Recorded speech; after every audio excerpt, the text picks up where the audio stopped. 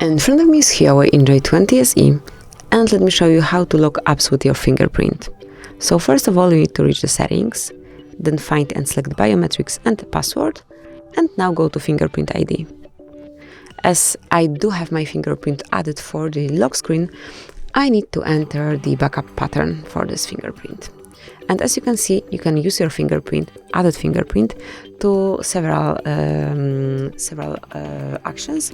And if you want to lock your apps with your fingerprint, just mark it as well. And you can either use your fingerprint, just tap on enable, your fingerprint, or you can add another one.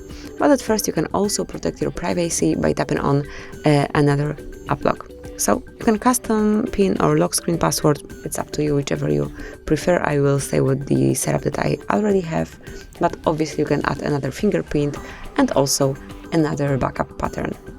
And this is it. This is how you can access app lock. Thanks for watching. Please subscribe our channel and leave the thumbs up.